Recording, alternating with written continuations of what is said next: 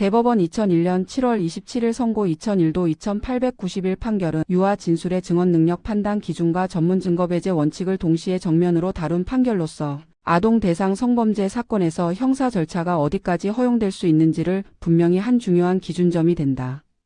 이 사건은 피고인이 자신의 주거지 인근에서 이웃에 거주하던 만 4세 6개월 남짓의 여아를 유인하여 주거지 부엌 근처에서 신체를 만지고 치마 반바지 속으로 손을 넣어 13세 미만의 미성년자를 추행하였다는 공소사실로 기소된 사안이다.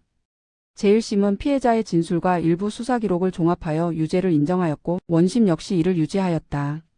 그러나 피고인은 범행을 전면 부인하며 상고하였고 상고심에서는 피해자의 연령이 극히 어리다는 점을 전제로 과연 이 진술이 형사재판에서 유죄를 인정할 수 있는 증거가 되는지가 핵심 쟁점으로 부각되었다.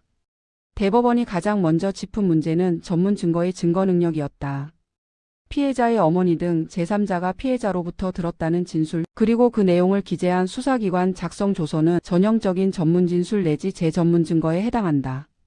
대법원은 형사소송법 제310조 2와 제316조 제2항의 체계를 재확인하면서 전문 진술은 원칙적으로 증거 능력이 없고 원진술자가 사망, 질병 등으로 진술할 수 없는 경우이면서 특히 신빙할 수 있는 상태에서 이루어진 경우에만 예외적으로 허용된다고 분명히 하였다.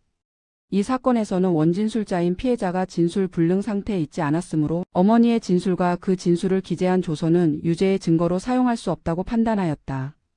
성범죄 사건이라 하더라도 전문법칙은 완화될 수 없다는 점을 명확히 한 것이다. 그러나 대법원의 판단은 여기서 멈추지 않는다. 핵심은 결국 피해자 본인의 진술이었다. 대법원은 유아의 증언 능력에 관하여 연령만을 기준으로 기계적으로 판단해서는 안 된다는 기존 판례 입장을 다시 한번 분명히 하였다. 증언 능력이란 단순히 말을 할 수 있는 능력이 아니라 과거에 경험한 사실을 기억에 따라 공술할 수 있는 정신적 능력을 의미하며 이는 유아라 하더라도 지적 수준, 진술 태도, 진술 내용, 경험 사실의 이해 가능성 등을 종합하여 개별적이고 구체적으로 판단해야 한다는 것이다.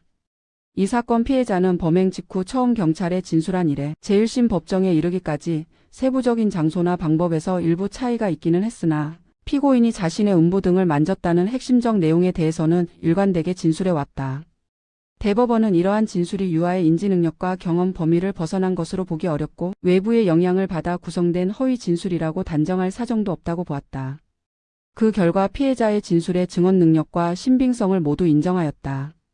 결국 대법원은 원심이 일부 증거 능력이 없는 자료를 인용한 잘못은 있으나 피해자 진술만으로도 범죄 사실을 충분히 인정할 수 있으므로 판결에 영향을 미친 위법은 없다고 판단하여 상고를 기각하였다.